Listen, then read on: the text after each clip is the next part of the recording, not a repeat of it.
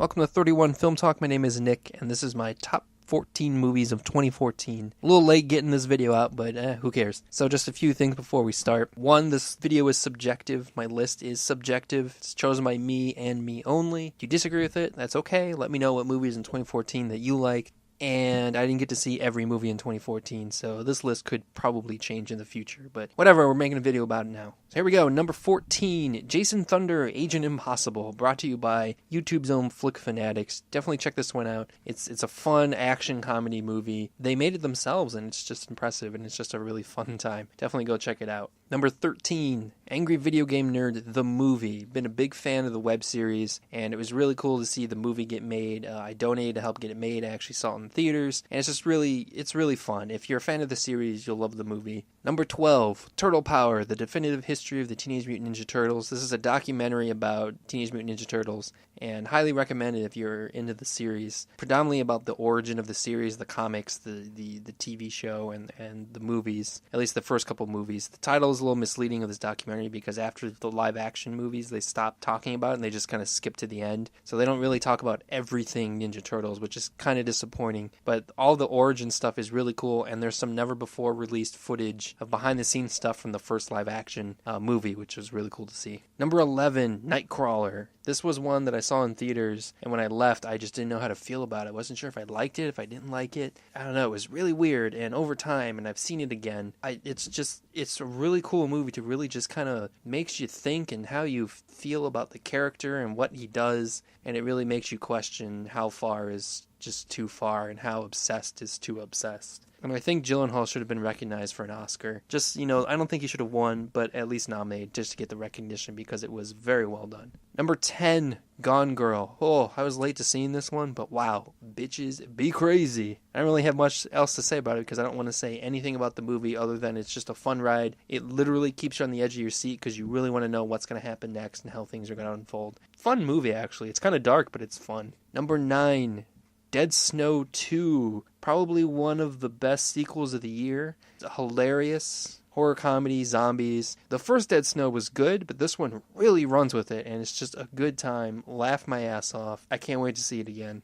Number 8, Dawn of the Planet of the Apes. I was late to seeing this series as well, the new ones, which I don't know why, because I've only heard good things about them, and I love the old Planet of the Apes movies. I've been a fan of them since I was pretty young, and these new ones are just fantastic, and I can't wait to see where they go, because they're really building on themselves. This one really built off the first reboot movie, and it's going places, and I really like that. Number 7, How to Train Your Dragon 2, my favorite animated movie of the year, and I love it. Again, I was late to watching this series, but I'm glad I've seen it. Very well done, very fun, great animation, not afraid to take risks, which I really like, and this movie in particular, the second one, I love how it really builds off the first movie. It really opens up the world that this movie has set for itself, and it's just expanding on itself, and I love that the characters are getting older, and I can't wait for the third one, because I want to see the main character be even older. Number 6, Guardians of the Galaxy. I don't feel like I need to say much about this one because we all know how fun it is and how good it is, and pretty much everyone loves it, and it's just, it's a good time. This movie I saw a lot of times in the theater, which I have not done in a long time, and I've seen it quite a few times on Blu-ray, and I'm kind of done watching it for now. I need to step away from it, but